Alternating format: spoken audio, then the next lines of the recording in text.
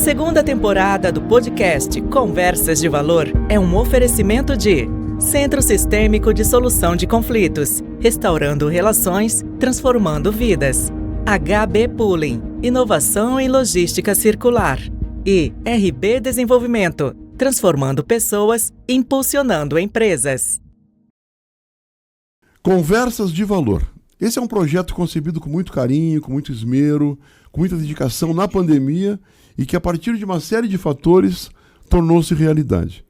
Hoje é o episódio 26, nós estamos aqui recebendo com muita alegria a Ana, o Henrique Longatti, que são executivos da HB Pooling, que são apoiadores institucionais desse programa. Então, quero passar para a Jordana fazer as apresentações. Jordana, obrigado mais uma vez. Estamos juntos, dessa vez estreando a caneca da segunda temporada do podcast Conversas de Valor. Saúde. Né? Saúde, né? Saúde. Jordana, por favor. Então, estamos aqui, agradecemos a participação especial, né, desse nosso episódio, e eu queria saber um pouquinho que a Ana, né, a executiva da HB Pooling, nos apresente a sua proposta, a sua ideia enquanto executiva de uma empresa com tanta referência. Então, eu vou começar dizendo que eu sou portuguesa, caso ninguém note. Muito bem. E assim, eu vim para o Brasil agora em 2014, mas eu já tinha estado aqui no Brasil, sempre trabalhei em indústria, então o meu percurso profissional foi sempre feito em indústria, na área financeira. Eu sou economista. E pronto, quando a primeira vez que eu tive contacto com esta proposta, eu comecei na HB muito mais como uma assessoria do que realmente como diretora da HB. Não era a ideia ficar, mas eu senti aquilo que todos sentem quando a gente começa a explicar, mas o que é que vocês fazem? E uma pessoa que vem da indústria, a primeira imagem assim, é muito simples, é simples demais, não é? Caixa, alugam caixa, então toda essa ideia de logística, eu nunca tinha pensado em trabalhar em logística, mas a primeira vez que você ouve falar no negócio é assim, nossa, faz tanto sentido, ainda bem que nunca pensei que alguém já tinha inventado isso, não é? Assim, realmente a primeira vez que se ouve falar parece simples e depois quando se começa a entender fica-se muito mais impressionado, não é, com a complexidade e como parece simples, mas não é. Então eu fui conquistada pelo modelo de negócio, sinceramente. Eu passei a adorar trabalhar na HB e pronto, e cá estou, né, ao fim de 10 anos. Este ano nós fazemos 10 anos de operação no Brasil. E é com muito orgulho que nós comemoramos isso. Nós temos eu não vou dizer o que é que nós vamos fazer, mas vamos comemorar no final do ano, porque ainda é surpresa. Que maravilha, que maravilha. Já ia falar, mas pronto. Então é isso, essa é a Ana. Legal. Sempre trabalhei em indústria, sempre fui, não é, muito envolvida, sempre achei a indústria realmente que era o meu lugar. Encantador isso. Sim. Quando a gente conecta o propósito, Sim, né? e depois quando eu encontrei este modelo de negócio, eu pensei, olha, adorei, é realmente muito, muito interessante e pronto, eu estou muito feliz onde estou. Que legal. Que bacana. E que você, bacana. Henrique, o que você nos conta aí dessa sua conexão? Não, muito legal. Eu tô na HB há 3 anos, né? A Ana me contratou há 3 anos. Também as primeiras conversas foram esquisitas, porque o que a HB faz, né? A gente sempre pensa aluguel de caixa. Eu também venho de indústria, eu venho de indústria alimentícia, trabalhei com logística, mas logística muito pesada, com ferrovia, principalmente, né? E até eu entender um pouco, foi na terceira conversa ou na segunda conversa, quando eu entendi, falei, pô, realmente faz sentido. É um negócio que ele alia indústria também, logística, e mais do que isso, ele agrega muito valor para as empresas que contratam a gente, para os nossos parceiros. Acho que isso que é um dos pontos mais legais de estar na HB, porque a gente sabe que a gente não está lá simplesmente para ganhar dinheiro, só para ganhar dinheiro, mas a gente está contribuindo realmente para que as outras empresas e o mundo como um todo tenha essa questão da sustentabilidade muito forte, né? Porque a gente quer tirar gás carbônico de circulação, a gente quer tirar caminhões, a gente quer trazer segurança alimentar, a gente quer eliminar desperdício. Então, Acho que é tudo isso que a gente vai abordar aqui um pouquinho, né? E tem bastante tempo para a gente falar sobre pooling, né? Pooling não é só aluguel de caixa. Deixar Que bacana. Aqui. Não, interessante. Eu queria fazer um registro também, né, em relação à alegria de recebê-lo aqui, porque esse podcast é um canal extremamente aberto e eu sou entusiasmado pelo protagonismo feminino. A própria Jordana esteve aqui como convidada, participando do episódio sobre protagonismo, sobre empoderamento feminino, né? Então, ver uma mulher, né, ocupando o número 1 da empresa, a cadeira número 1, parabéns, viu? E eu queria ouvir de você essa percepção, né? Independente do pooling, né? Como que você vê essa questão da presença da mulher, do protagonismo feminino nesse processo todo? Então, o que é que eu digo, né? Quando eu cresci, né? Quando eu comecei a trabalhar, vamos dizer assim, quando eu comecei a trabalhar, na minha empresa, no andar de cima, só tinha homens e 2 secretárias, mulheres. Então, e no andar de baixo também estava ao nível de gerência e também os gerentes eram todos homens. Então, isso, com certeza, né? Independentemente de tudo, da questão da pessoa em si, de como ela se vê, né? Da sua confiança, da sua preparação, da sua competência, com certeza isso te afeta, né? Porque tu vês isso, né? E claro, muitas vezes os homens, eles dizem, eu nunca notei. Claro, né? Porque tem muitos homens, eles nunca sentiram o único, né?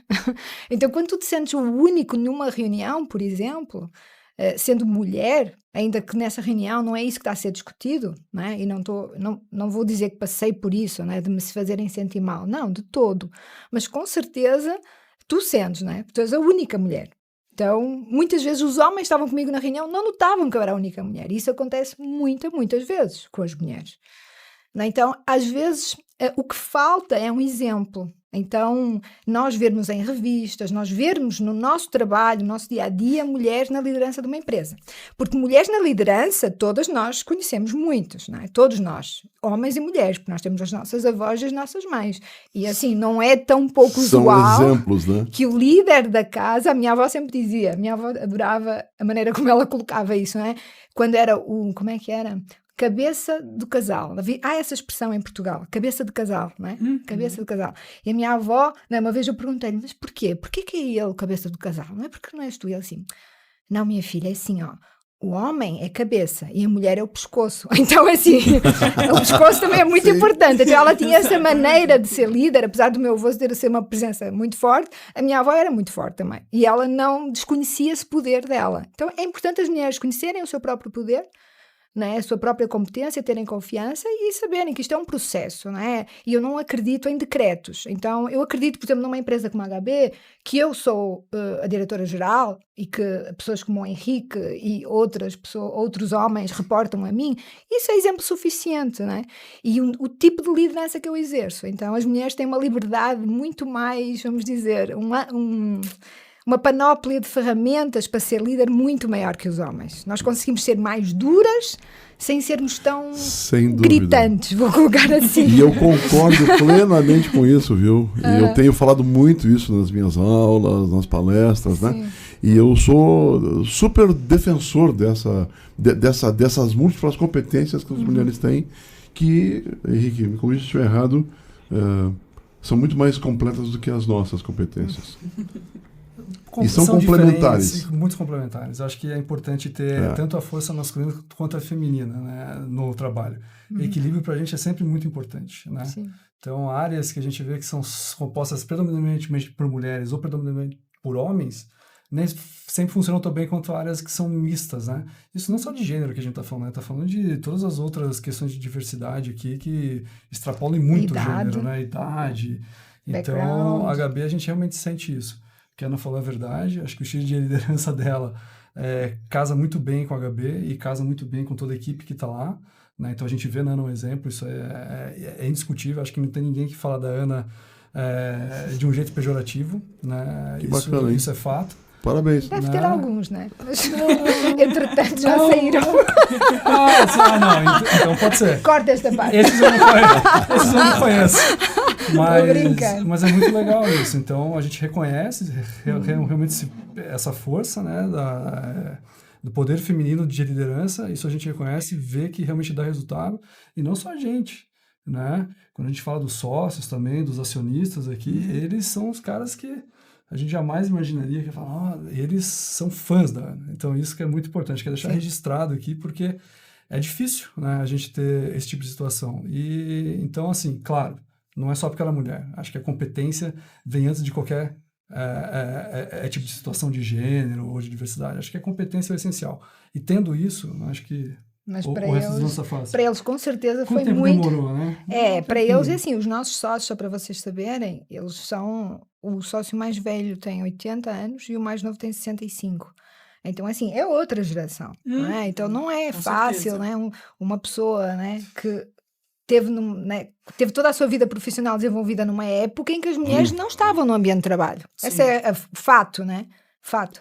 E então, também para eles foi, né, algo que nunca esperei. Realmente foi uma decisão bastante... Mas vamos é dizer, fácil. Tem alguns de moderna. 65, tem alguns de 65 que tem essa postura. Eu tenho 65. Eu não queria dizer isso. A partir Ai, que maravilha, né? Ai, que bom. Não, é por isso que esse programa aqui é interessante, por isso, é um bate-papo entre Eles mandaram amigos uma aqui, foto no outro né? dia. Como é que porque eu fiz aniversário, né? E passei para outra, vamos dizer, outra época agora, né? Tenho mais tenho 50 anos e então eles mandaram piada. Welcome to the old and wise group. Então mais velha e mais sábia, né? É esse o objetivo também. Quando a gente vai progredindo na vida, Mas né? é tão gostoso, há muitas coisas né? que nós vamos mudando e percepções que a gente vai mudando, né? Ideias que a gente vai mudando. E a gente não percebe o tempo passar, viu? Isso É que é o muito rápido, mais né? gostoso de tudo, né? Exato. Em termos de energia, em termos de potencial, né? É muito gostoso, né? E não sei você na sua história, né? Mas eu, quando tinha 18 anos, Ana, eu vi uma pessoa de 50, era uma pessoa que era... Meu Deus do céu! Não, nem me falo. Falando sobre Eu isso também- hoje. é, sim, a nós gente tinha já- 18, hoje é 35, já achava que era uma pessoa Eu não me acho com 65, né? Claro. Então, assim, né? Mas, Henrique, voltando à questão do pooling aí, né? Você, então, tem a cadeira de diretor financeiro lá, e você apoia a área comercial, evidente, com projetos de viabilidade, enfim, né? Como é que é essa venda? Como é que se processa isso? Porque é uma venda muito consultiva. Sim. Eu vejo que vocês têm, assim, grandes clientes na carteira, né? E esse projeto do podcast, ele visa divulgar um pouco mais o conceito do pooling, da HB, né, como um Sim, todo, sim. líder de mercado. E você me falava, né? Ser líder é se comportar como líder, né? Isso mesmo. Acho que é muito importante quando a gente fala de pooling agora, né? A gente realmente desenvolver esse mercado. A gente não quer aqui ser meu Deus, me fugiu a palavra, mas um monopólio de pooling. A gente realmente quer desenvolver o mercado de pooling. Tem espaço para todo mundo aqui, né? Hoje, assim, a percentual de pooling perto de embalagem de uso único dentro do mercado é muito pequeno. E a gente entende que tem muito espaço para desenvolver isso. Como é que é esse modelo na Europa? Né? É mais desenvolvido? Muito mais desenvolvido, né? Acho que ela tem até mais subsídio, né? Além dela ser europeia, mas ela também já esteve muito lá vendo Sim, sim. a operação. Nós promovemos viagens de clientes e potenciais clientes, e desde produtores a varejistas, para conhecer outra realidade.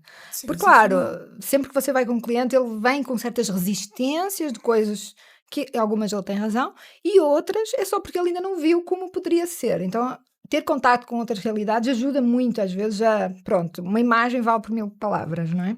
Então nós promovemos isso, eu viajo bastante com clientes para a Europa e nós mostramos como funciona lá. Então, só para você ter uma ideia, na Holanda, que é um país muito menor que o Brasil, penso que é do tamanho do Paraná, eu acho que a Holanda tem cerca de 15 a 16 milhões de habitantes, não tenho a certeza. Então, quer dizer, vamos dizer 10 vezes menor que o Brasil em termos de população, assim, Sim, só para... sim, até menos, né?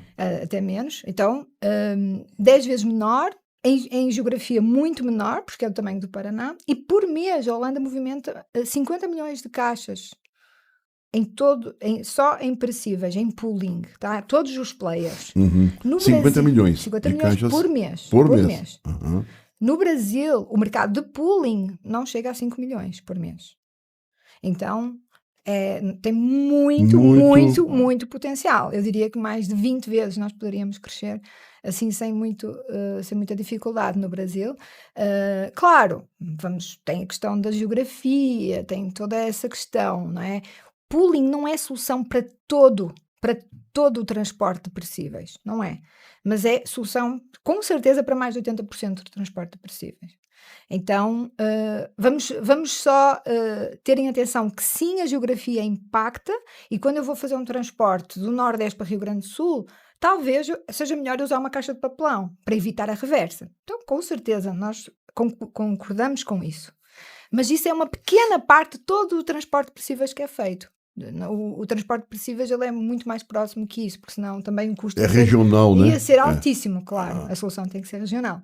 Pela própria natureza do perecível. Exato. Né? Porque é perecível. Claro. Exatamente.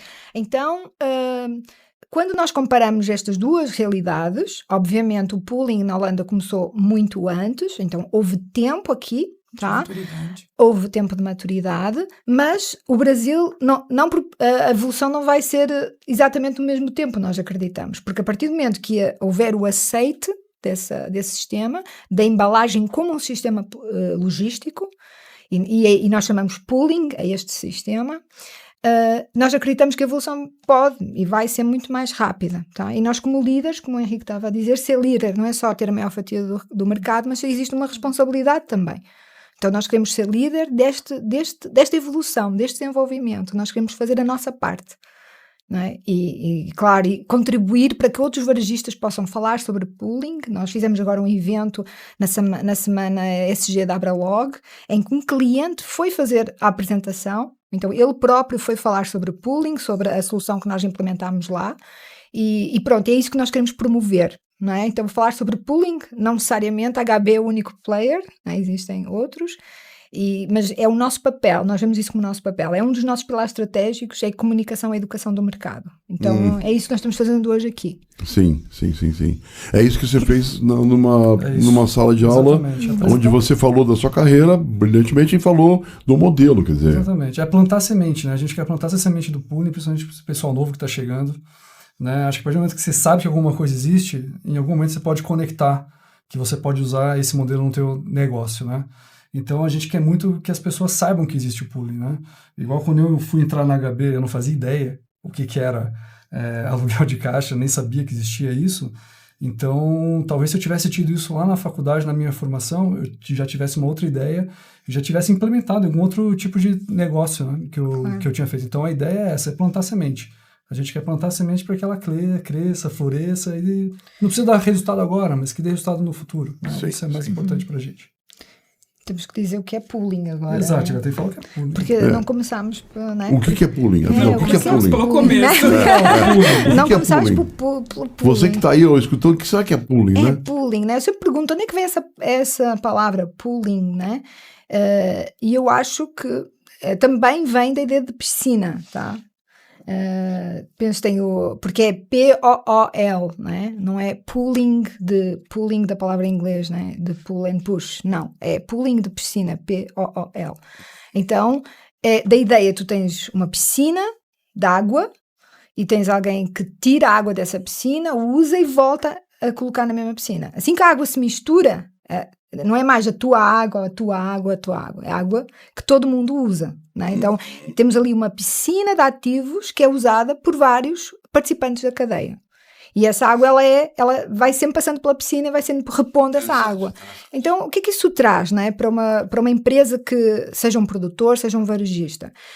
Esse player, né, essa empresa, ela deixa de ter os seus próprios ativos, deixa de ter que investir nesse ativo, manter esse ativo, não é? E quando eu falo manter, falo em o custo do capital, mas também da manutenção, porque existe quebras, existe a operação, existem quebras, existe necessidade de manutenção. No nosso caso, a manutenção ela é também pelas próprias quebras da caixa, mas também da higienização, é manutenção, não é?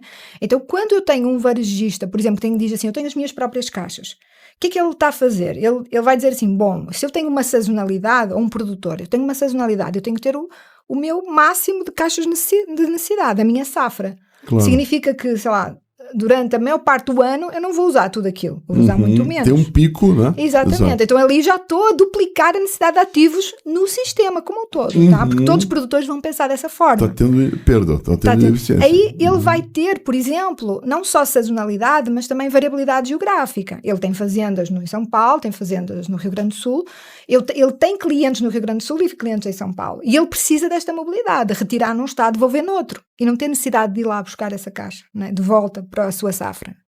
Então, essa flexibilidade, ela é em tempo, é sazonalidade no ano, e é também geográfica. Tá? Então, ele consegue ter total flexibilidade e pagar só por aquilo que ele usa. Isso é muito importante. Hoje, os produtores já têm muitos problemas, não é? Que têm a ver com escassez de mão de obra, como todos nós, as questões das alterações climáticas. Então, isto é um assunto que realmente afeta o dia-a-dia de uma fazenda, a embalagem. Né? Então, só para nós não centrarmos tanto a nossa conversa na questão do varejista, porque os produtores também são atores muito relevantes na nossa cadeia. Então, também são nossos clientes, né? E nós também nos preocupamos com as suas dores. Do lado do varejo, o que é então o pooling, né? Então é assim, eu tenho um determinado ativo que é compartilhado pelos diversos participantes de uma cadeia de suprimentos.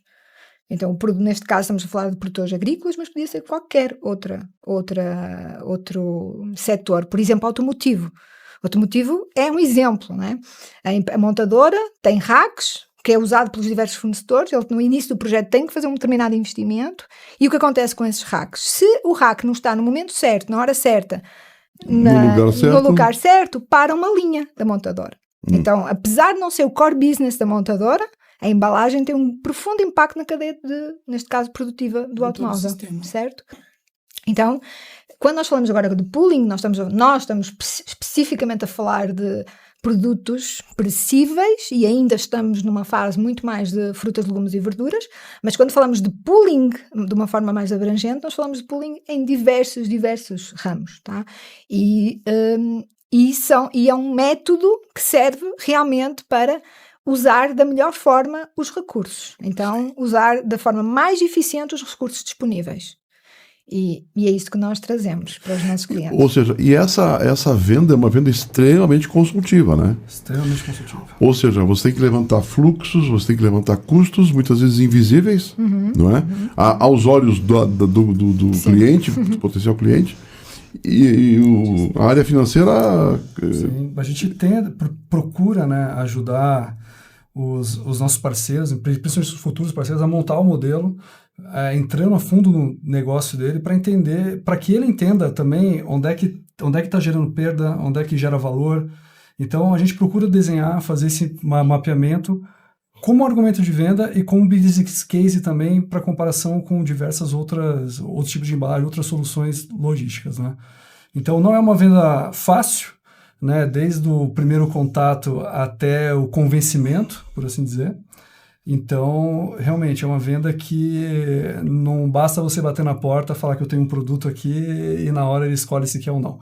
Realmente é uma solução que a gente procura ter específica, bem customizada para cada parceiro nosso.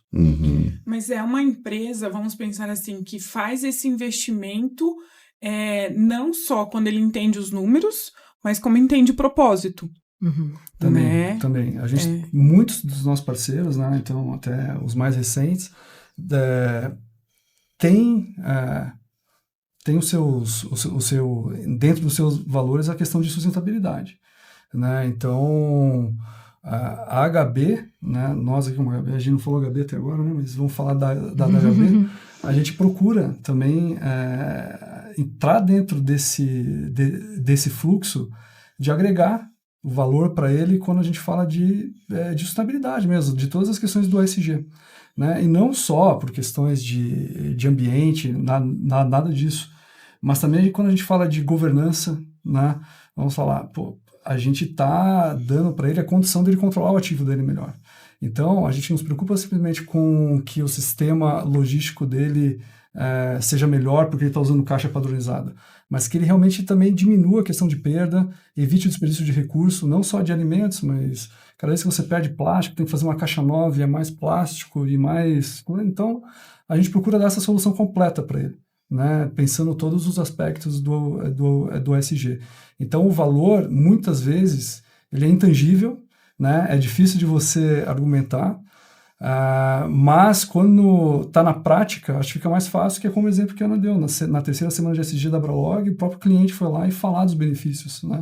E não foram benefícios simplesmente financeiros, né? Foi tudo que envolvia a cadeia de distribuição dele. Então ele conseguiu, ao longo, vamos dizer, ele percorreu as letras, não é? Exatamente. Desde o environment ao social e ao governance, e ele conseguiu trazer números em cada uma dessas verticais. Exatamente, dessas verticais. Então, tanto a nível de sustentabilidade, de impacto, mesmo comparativamente com usar uma caixa retornável versus usar uma caixa de uso único, como também impacto de environment no saving, na perda de produtos. Depois nós podemos falar sobre isso. Depois também no social, relação, por exemplo, na redução da desigualdade de género, quando tens uma embalagem padronizada, tu garantes que o peso é adequado. Então, tanto um homem como uma mulher podem fazer picking, por exemplo. É muito diferente pegares numa caixa de batata ou pegares num saco de batatas. Então isso por aí já tens, não é? É verdade. Então essa abordagem social também e a nível também, por exemplo, de acidentes, porque quando tens uma embalagem padronizada tens muito menos tombamentos de carga. Isso é um ponto no varejo. Tu vais abrir o caminhão e a carga tomba. Então isso também se afeta pessoas, não é? E da parte de governance, lá na própria semana, eu vou voltar a dizer, houve uma senhora muito inteligente que escreveu um livro e ela disse algo sobre governança. O que é governança?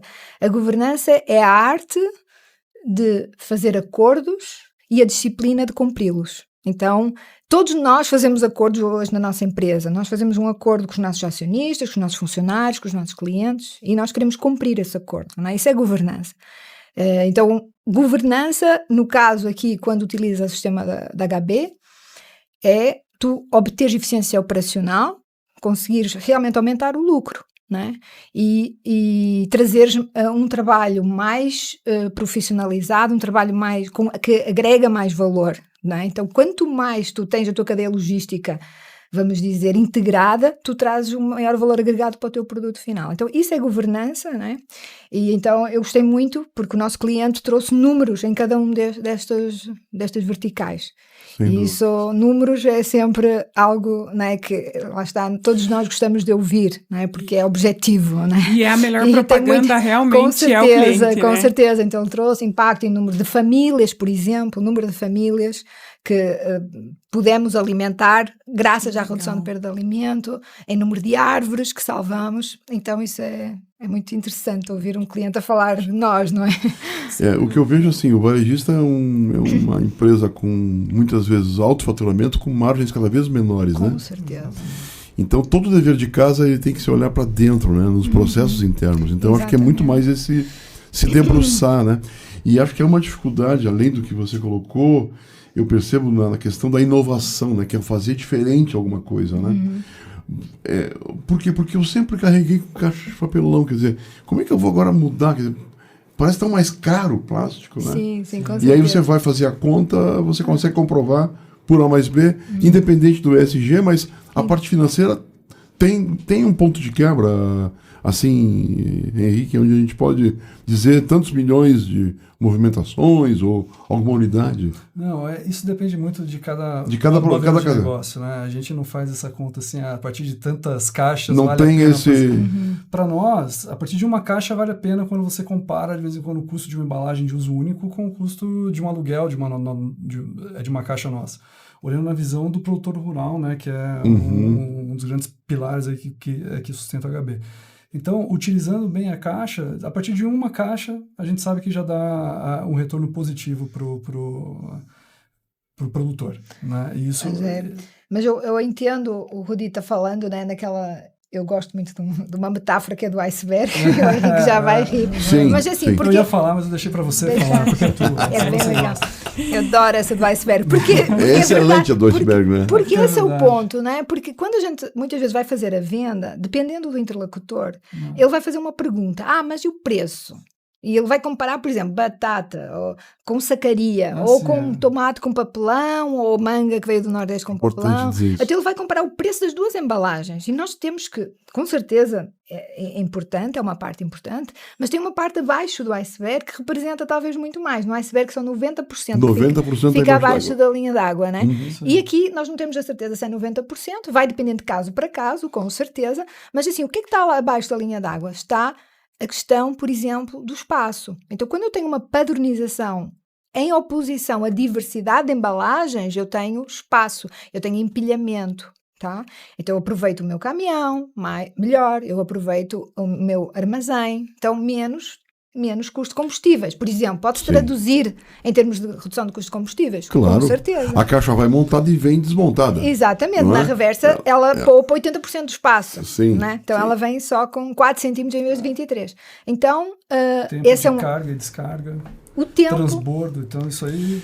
A eficiência tem um monte de da coisa mão de abaixo obra, da linha d'água, né? Exatamente. A redução, então, quando eu tenho uma caixa padronizada que protege os produtos, ela é furada para manter a cadeia de frio, ela empilha perfeitamente, então eu posso fazer o meu picking. Cebolas, alface, abóbora.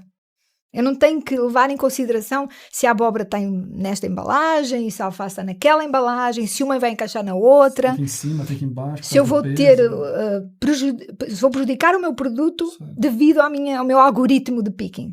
Então eu posso focar o meu picking em produtividade, inclusive na loja. Então eu já faço o meu picking na ordem inversa que eu vou colocar na loja.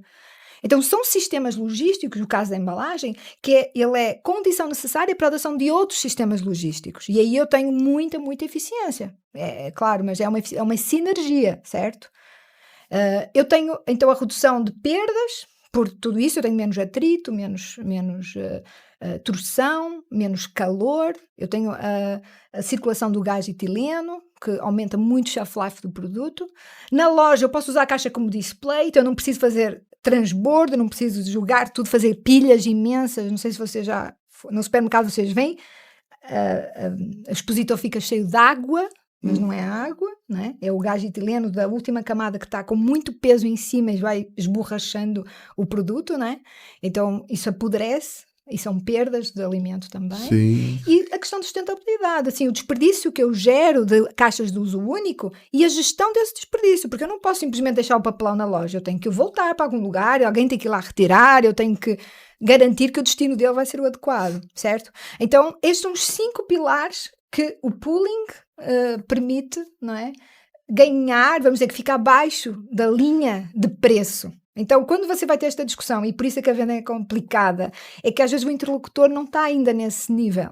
E nós precisamos de levar... Aí é que entra uma questão da educação, né? Exato. Aculturamento, né? Isso, nós precisamos letramento, né? Nós precisamos de o levar ao colo e realmente confrontá-lo com estas realidades. A pessoa, ela vai entender, não é? Obviamente. Chega um ponto que vai entender. Mas, com certeza, é um processo, né? E por isso nós temos este pilar na empresa que é comunicação e educação do mercado. É mesmo esse, chama-se assim o pilar. Tá? Então nós precisamos comunicar melhor o nosso negócio, né? Estamos mais à vontade para dizer HB Pooling, sim, o que é pooling, isso para nós também é uma novidade, tá? Então nós estamos realmente nos aculturando ainda, mas nós vemos já dentro da empresa, nós já temos muito mais esta vontade agora em falar do que tínhamos antes. Que bacana, cara. E é uma questão de propósito mesmo, né? Com certeza. Eu tô encantada aqui, porque vai exatamente dentro dessa plantar de sementinha, de um pensar num futuro, de um pertencimento, é muito forte o pertencimento dentro desta empresa, dá para sentir e ver dentro da fala de vocês o quanto vocês são vestir a camisa e fazem parte desta ideia inovadora. E um caminho inverso, tem me vindo muito aqui na mente desse caminho inverso desse mundo industrializado que a gente tava vindo. Eu acho que até a pandemia a gente estava num pé do acelerador aí, a pandemia ela deu uma pausa na gente refletir exatamente alguns caminhos e alguns propósitos do que a gente teria de vida, e eu acho que essa empresa ela vem muito nesse caminho inverso, né? E é muito significativo esse pilar de educação e de cultura, né? Sim, e nós vemos os nossos clientes realmente, eles têm muito orgulho quando vão apresentar, assim, já tem muitas empresas que realmente, concordo contigo, não importa só o que tu fazes, mas também o impacto do que tu fazes, não é? E as pessoas se orgulham quando o impacto está de acordo com os seus próprios valores, não é? Quando estão a trabalhar num lugar em que existe essa, vamos dizer, essa sintonia, não é? Sim. Que bacana, que bacana.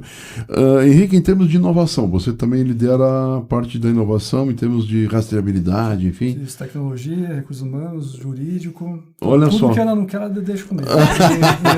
Esse é o pacto que a gente fez. É o super-homem vestido de Homem-Aranha. Esse foi o nosso acordo. É a arte de fazer acordos. Lembram-se? Claro. Exato. E a disciplina de cumpri-los, né? Muito bem.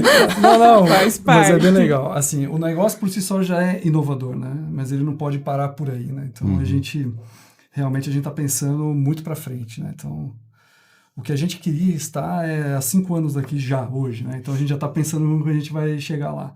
E um dos grandes pilares aqui é realmente o nível de serviço que a gente quer dar para os nossos clientes, né? Isso vai direto à questão de rastreabilidade da caixa, né? É muito importante hoje você saber como que teu produto está, onde que ele está, como que ele vai chegar, como é que ele foi armazenado, né? Se ele está no lugar que tinha que estar mesmo, ou se desviou de rota. Então, isso acho que é o principal projeto que a HB tem hoje, né? Que é a gente trabalhar com essa questão de rastreabilidade. Toda a caixa nossa, todas as nossas caixas, ela tem um código de barra único, então dentro do nosso pool inteiro, cada caixa ela tem uma identidade única, né? Isso é muito importante para nós, porque a gente consegue saber para onde essa caixa vai, de onde ela veio, aonde ela está, né? Então a gente está agora trabalhando em tecnologias, né, para poder trazer mais informação sobre o produto para o cliente. E a gente saber também, em contrapartida, a gente também ganha Para a ajudar o questão negócio. de controle de ativos, né? Que eu acho que um dos pilares mais que sustenta o negócio da HB é controle de ativos. A gente precisa saber onde é que essas caixas estão e tem que dar segurança para o cliente que ele não vai perder essa caixa, que essa caixa não vai sumir, né? Que ele não vai ter que pagar por uma caixa que ele perdeu. Ou muitas vezes, dependendo do modelo de negócio, uma caixa que ele nem perdeu, né? Então, a gente realmente está desenvolvendo isso com vários parceiros e o futuro aí é realmente essa caixa, ela ser uma caixa, além de ser uma caixa ecologicamente correta, sustentável, é ser uma caixa inteligente também. Que bacana, que bacana. Ou seja, tem pista pela frente. Tem muita oportunidade. Tem muita. Você comparou Europa e Brasil. Em algum outro país da América Latina utiliza? A HB está presente? Não, só no Brasil. Só no Brasil. Já. HB só no Brasil. Nós queremos focar, então, nosso desenvolvimento de mercado aqui no Brasil. Não significa que não possa acontecer no futuro, mas para já nós acreditamos que tem ainda muita coisa que nós podemos fazer aqui. E, por exemplo, quando nós evoluímos mais nesta questão da rastreabilidade, nós acreditamos que vai ser muito mais fácil nós entrarmos no novo mercado. Então, mercado realmente é preciso conhecer bem, não é? E assim, nós já estamos há 10 anos, nós já entendemos bem as dores dos nossos clientes e a rastreabilidade, o Henrique falou realmente em algo que é o nosso desejo, não é? Aquilo que nós acreditamos vamos conseguir. Mas esse percurso ele é feito por etapas. Então, nesta primeira etapa nós temos o código de barras, vai haver um momento em que nós vamos poder, claro,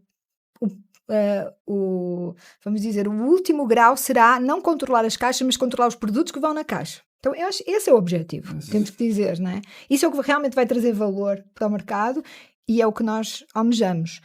Mas, antes disso, nós vamos conseguir controlar a caixa. E aí, nós conseguimos tratar uma dor muito grande dos nossos clientes. Tem a ver também com coisas que se passaram aqui no Brasil. Por exemplo, a Ambev, houve grandes varejistas que tiveram muitos problemas com perda de engradados da Ambev. Isso faz parte, né?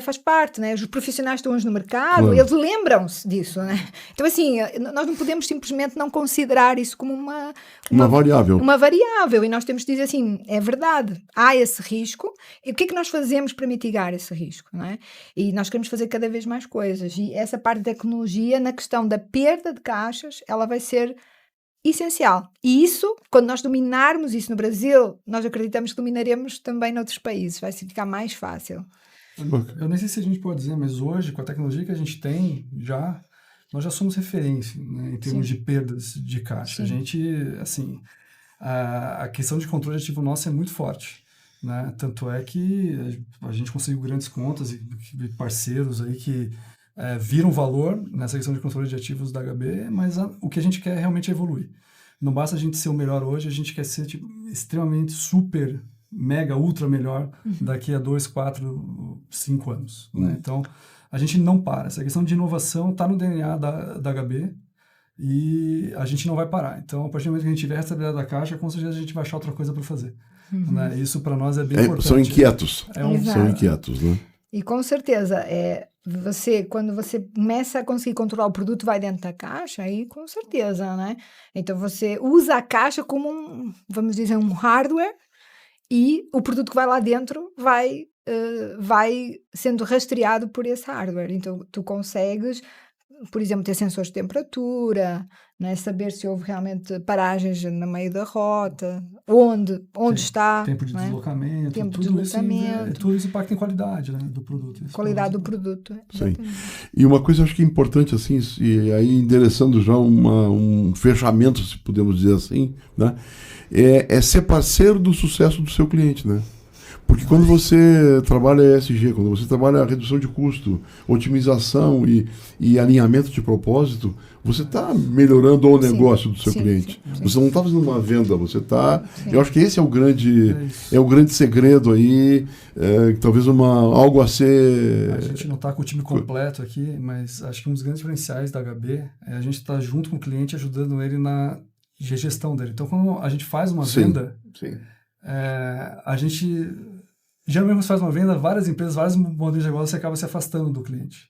A gente é extremamente o contrário. A partir do momento que a gente vendeu, fechou, a gente está junto com ele o dia todo na operação dele, o máximo que a gente consegue. Então a gente dá informação para ele, a gente dá subsídios para ele melhorar a gestão dele e todo mês a gente procura se encontrar presencialmente com ele. Esse também é uma coisa que para a gente gera valor e para o cliente também gera.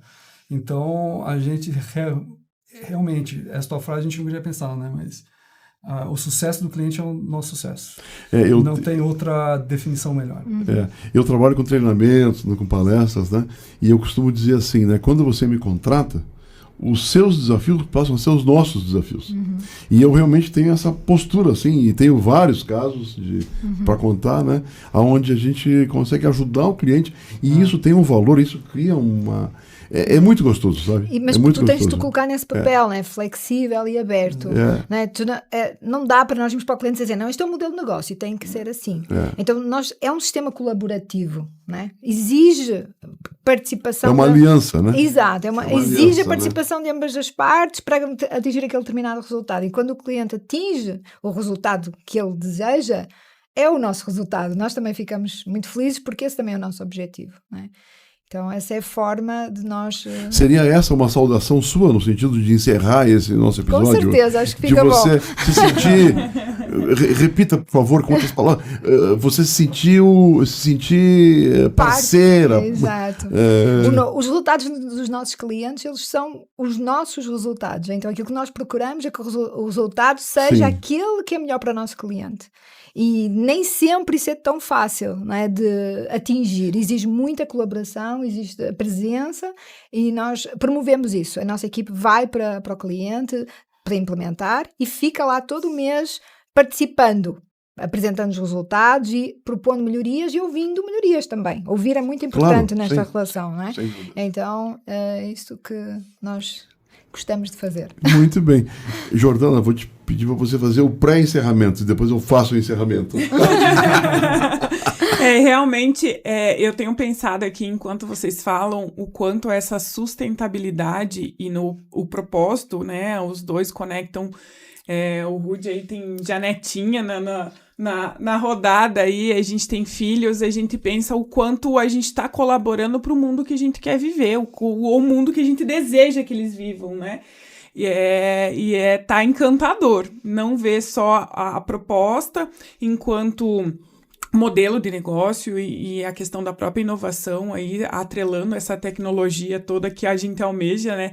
A gente sonha, a gente vê aí a realidade virtual nos proporcionando a sonhar e a ver algo que talvez seria algo impossível ou inimaginável, distante. E a gente vive um dia a dia que não é tão assim, né?